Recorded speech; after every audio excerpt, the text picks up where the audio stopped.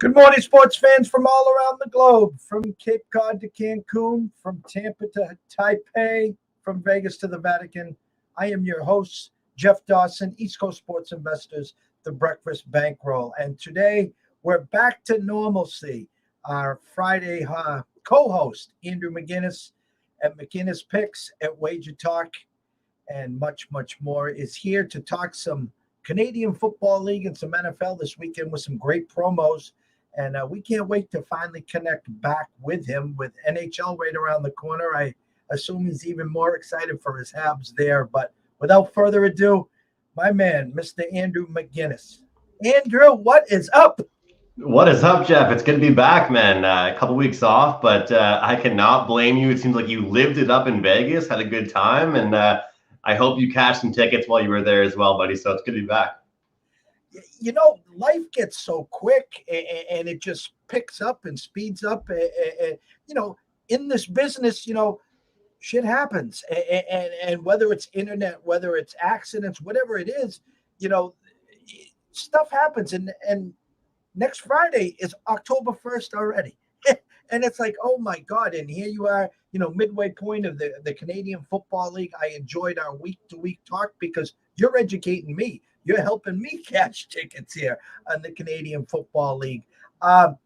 It's been a few weeks. Just give us a quick summary. What has been transpiring the past few weeks in the Canadian Football League and where we are sitting today as we get ready for tonight's games.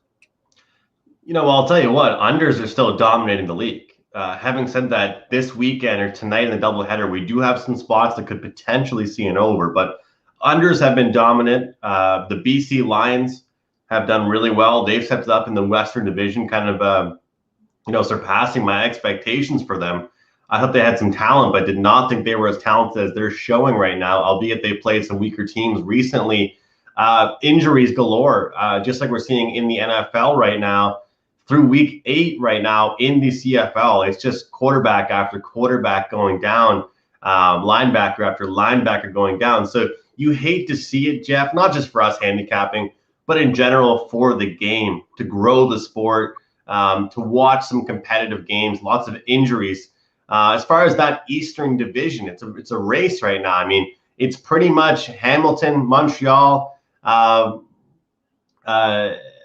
Toronto. I mean, Ottawa is just in the bottom pack. I mean, I don't think they could beat a high school team right now. But when you look at some of these teams, you just love to see how competitive it's been so far. And, I think tonight we're getting a good doubleheader of action with 2 spreads that are around pick'em. So it'll be an opportunity to really see some true colors on these teams. So I'm looking forward to it. So going back to your preseason analysis to where you sit today and some of your futures, how are they looking? Any shots or have you been able to jump back into the market, teams that you didn't expect to do well that are now doing well and maybe you didn't expect? Well, I just stuck with the one future I had on the Elks. They sit at 2-4 right now, so they're going to have to kind of,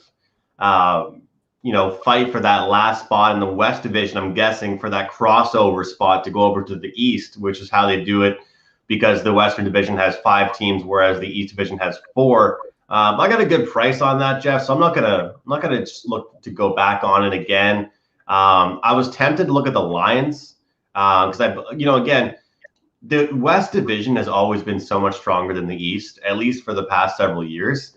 So it's different than any other league. That the team that comes in that last position, not last spot, but gets that trailing spot for the West Division, gets to move on over to the East and play in the quarters. So I think that's super interesting, and I think that you can look at some good value on teams like BC or the Elks because that they're going to go over and play the East Division, which is a little bit weaker.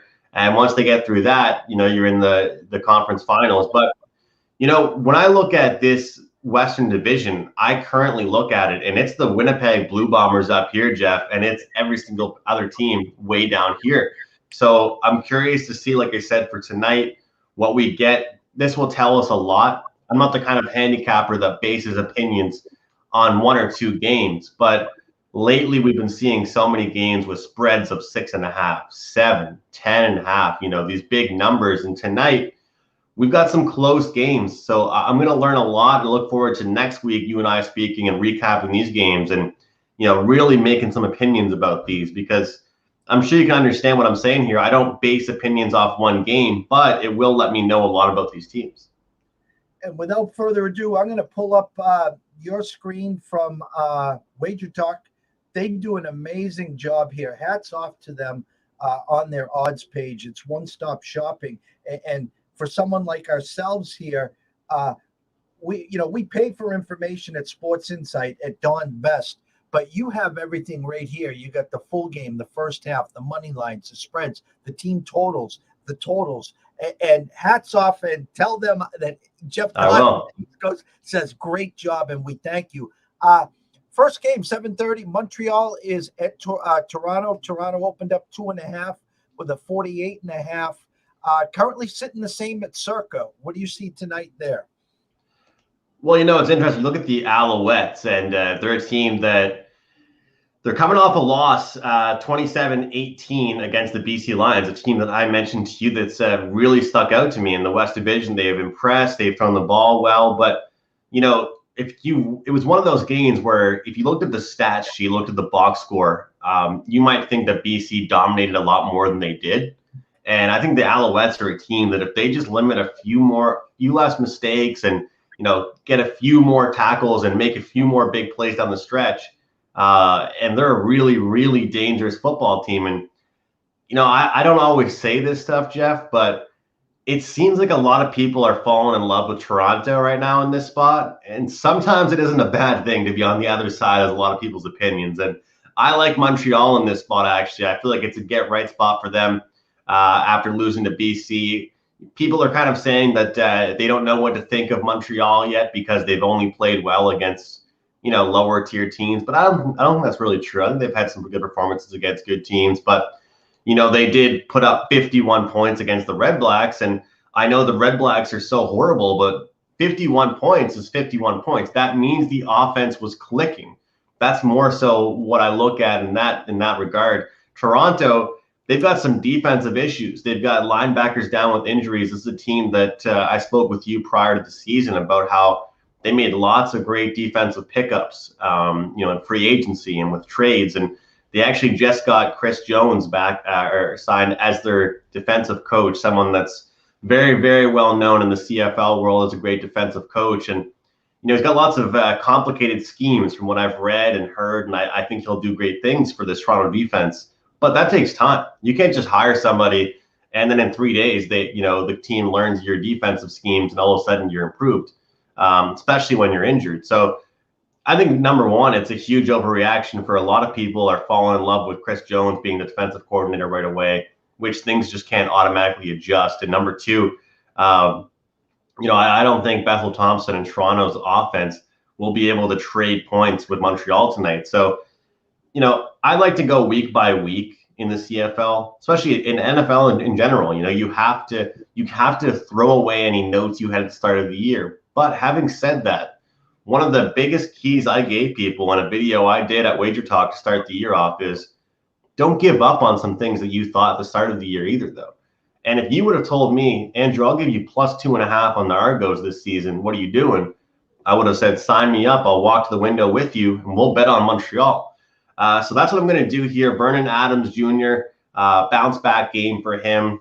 It's a good spot play, and I believe we're getting a good number. So I like Montreal here. Slight lean to the over, but can't quite get there at a high number of 48.5 with how many unders we've seen so far in the CFL. A few mistakes, a few field goals instead of TDs, and all of a sudden we're not looking good with that over. So Montreal for me here, Jeff.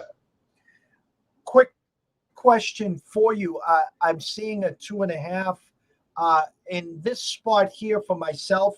When I go to the window, if I'm seeing the 2.5, I like to buy the half point to get it to 3, just in case it does land on 3. At least I get a push. I save the ticket. And I guess my question to you on this game is, I'm just taking a quick peek here.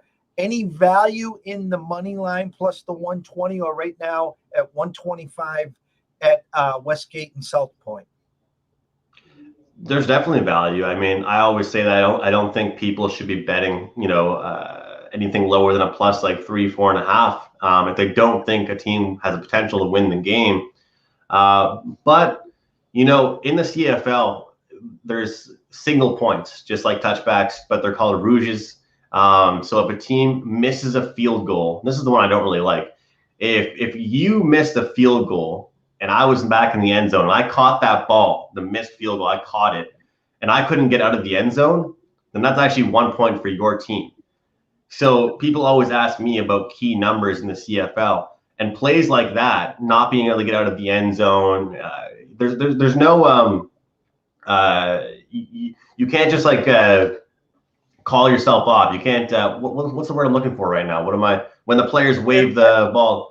Yeah, fair catch. Sorry. Yeah, there's no fair catches in the CFL. You have to give 5 yards to the guy that's returning the punt or the kick. So if you get caught in your own end zone, it results in 1 point. The reason why I'm bringing that up is because this 2.5 could be really key. And I don't fault you for grabbing the 3. It might be worth it, but we've seen a lot of CFL games end by 1 or 2 points due to these mix and matches of 1 points here and there, field goals, mixed in some 2-point conversions. All of a sudden, we're getting some wonky CFL football numbers that you might not see in college football or the NFL. It's really weird. The other day, we saw 1-0 end of the first quarter. It was like a hockey game. Oh my God. Game 2, 10:30, Saskatchewan at BC. Saskatchewan opened up -1.5. Currently -1 at Circa. Westgate is a pick'em, and your under/over is 47. Thoughts there? Yeah, so I have a slight lean towards BC, but I'm going to go towards the over in this one. I've heard a lot of people talking about the over in the Montreal-Toronto game. That one's hot. And I think that, if a team like Montreal gets the lead, which I expect them to, they're going to use William Stanback and run the ball quite a bit. But with Saskatchewan and BC, Mike Riley for BC quarterback, he is leading the league in passing yards. He's throwing the ball around. He has quite a few options, including Brian Burnham, who's been outstanding for him, and Lucky Whitehead, a guy that was transferred over from Winnipeg and is pretty much a superstar in the making if he isn't already one. So when I look at this team, I look back and these two teams have actually combined. I think it was like 63 points when they faced the last time, and that was by far the biggest, highest scoring game we've seen so far on the year. And like I said, we haven't had that many overs on the year. And I'm not expecting to see a turnover fest, but what I am expecting is to see both Mike Riley and Cody Fajardo taking deep shots downfield. That game is at BC Place, of course. The Lions are at home in the Dome, so I expect weather to not really be an issue in this one. And I think that will be actually the most entertaining football game out of the two of them. The Riders, I've said to you that I thought they were overrated, and I'm not saying that they're bad. I just think that they'll do one thing one week and then do something, one thing the next. And if you look at this Riders team, they had 2 tough weeks where they played the Bombers back-to-back weeks. One of them was at home. It was the home and home Labor Day situation, then the Banjo Bowl, they call it. They scored 8 points in one, and they scored 9 in the other. Okay, then the next game, it's a get-right spot. I wish I put more money on this one, Jeff, but it was the Riders against the Argos, 30-16. Huge get-right spot for them. But that's the Argos. And like I've said before, from the west to the east, the skill, disparity is a lot different, and teams in the West are stronger, in my opinion. So now I've got 2 of the top dogs in the West going head to head, and I think we'll see points. I think we'll see 2 defenses struggling here to make tackles, and coming down to the fourth quarter, we'll see both teams marching the field. So overs aren't easy to come by right now in the CFL. That's where I'm going here with BC and Saskatchewan. Well, they've been able to put up points, Saskatchewan Roughriders, and we've seen it on different times. 33 against the Lions the first meeting, 30 against the Ticats in their second game of the year, and then 30 against the Argos their last time out. So pretty much the only games they haven't really been able to score against is the Winnipeg Blue Bombers, the best defense in the league, the best team in the league. So curious to see what happens here tonight, Jeff. But hey, if you're watching some games tonight and you decide to flick on some CFL, I think you'll be pretty entertained with this game. No doubt. I got my 2 tickets now, so I'm all set there. Okay. Before we dip our toes into the NFL, I have right up here what we had spoke about, and I just wanted to announce to everyone watching and listen here, your promo code CA29 to get 3 days for the price of one, for $29 and originally priced at $69, a savings of $40 at wt.buzz/AM. Talk to everyone here about this deal. Talk to them what they'll get for this weekend and, potentially why they should be jumping on board, Andrew. Well, I want to start with this because some people specify in 1 or 2 sports. I'm known for probably CFL and the NHL. But I believe, Jeff, actually, I'm at my best when I'm betting lower volume across a few different sports. I'm finding 1 or 2 best bets and moving on to the next sport. I'm not pushing high volume in one. I'm not coming out here with 5 or 6 plays in a baseball card. And I think that what's great for people checking me out at Wager Talk is that if you buy an all access pass like this, you're going to get CFL doubleheader action tonight, prime bets, best bets, MLB a 2-pack. You're going to get the winner in the Red Sox Yankees game. Tomorrow night, I'm going to have UFC action, college football. And then NFL, I'm on a great 65% winning in NFL props since November 20th. And NFL sides are off to a good start. So, this is one of the best deals I've had at Wager Talk so far for 3 days at least. And just $29. And, one pick at Wager Talk on a regular day costs $25. So this is $4 more to get 3 days of all action. And I appreciate you letting me advertise it here just because I think it's so important for people to invest in longer term. But even if it's just 3 days, it's a hell of a lot better than just one play. And I 100% agree with you. I mean, the fact of the matter is this is the hardest part in our job and our business, Andrew, is trust. And yes. I firmly say this. Trust isn't free, it's earned, okay? Mm-hmm. And listen, anyone can win one day, anyone can win 1 week, 1 month. It's the longevity. It's to get to know the client back and forth, their expectations and vice versa. And you're offering three days. Enjoy the weekend with me. Enjoy us. Let me show you what I got. And at the end of the weekend, if you want to talk longer term, let's talk. Yeah, absolutely. And get a small little sample size. So we got about 5 minutes here for you. I want to jump into the NFL. Let's pull the screen back up. See if you might have a handful of hidden gems or maybe just one game that you're looking at here that might entice you, or you might be, thinking of as a selection on Sunday. Well, you know what? I was thinking about leaving it off, but we got to have some fun together here. I gotta get your thoughts real quick. I know we don't have too much time, but I'm on the Saints +3. I know you're a Pats guy. You're from Mass. I want to get your opinion, your honest opinion. What do you think of that play? And, I just look at it like this. I look at all these trends that we see people posting about every weekend about the Patriots. And I want to remind everybody out there that those trends, although they're with Belichick, they're with a completely different quarterback. And people seem to forget that. It's like one of my favorite things in gambling Twitter. It's like, yeah, since 1943, the Patriots have done – No. Everything changes once a new quarterback comes to the team. And, having Zach Wilson throw 4 interceptions last week and, pretty much handing a Christmas present to the Patriots isn't something that's going to prove to me that Patriots are capable of laying 3 against the Saints team. Saints have had 1 great week and 1 bad week. So we'll find out what week 3 looks like, but I'm taking the points.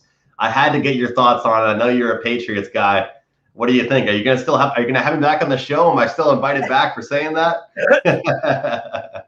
Listen, I had to put up a 20 years, 2 decades of In Bill We Trust. They've never done anything wrong. They're the Saints. Pats Nation is, oh my God. Let me tell you, Andrew, when you come up to Boston and we go to a BU game, I'll talk your ear off about Pats Nation. It is disgusting. I think I'm going to the Cowboys game in October, so we'll see. Maybe I'll see you sooner than we thought. All right. I'll tell you what, we're 2-0 with the Saints. We had them opening day against the Packers. We had the Panthers last week against the Saints. I thought it was a big overreaction. And now this game, okay? Are we going to get the good Jameis versus the bad Jameis? It looked like Sam Darnold last week seeing ghosts, which Zach Wilson did for the Packers, okay? So I saw this line opened at 1. Okay, it's showing the pick 'em here. It got steamed to 3 right away. Okay, I'll give you my honest 2 cents. Okay. The Patriots host the Bucks next week in prime time. Exactly. So that's a big game for Bill, and it's a big game for the Pats. I'm not saying they're overlooking this game. Strictly from a numbers point, I think I could tell you that I think the final score of this game will be 24-23. I can see exactly on the 47. I could see a Nick Folk field goal to win it. I love the Saints plus the 3. If you could even get maybe 3.5 by kickoff. Mm-hmm. Yes, I might even sprinkle a little, as Kelly would say, a little money on the beer and pizza on the money line here. The downside of doing that is if the Pats lose Sunday, that they are now 1-2 facing Brady on a game that he's going to break the record for passing yards, on a game that I think honestly will start 60-40 rooting for Brady, could get ugly. It's a spot where I think the Pats really need to buckle down and win this week.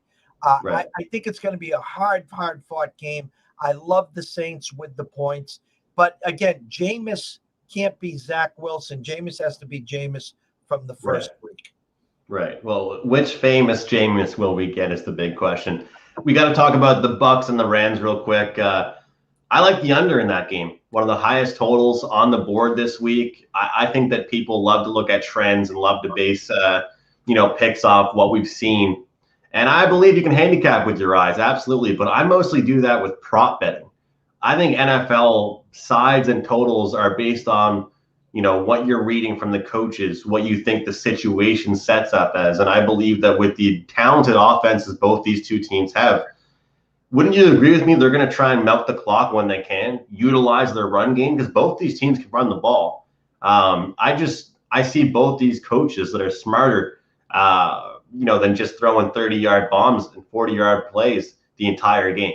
This isn't high school or college football. This is going to be smart football. And we saw what the Bucks even did in the Super Bowl last year.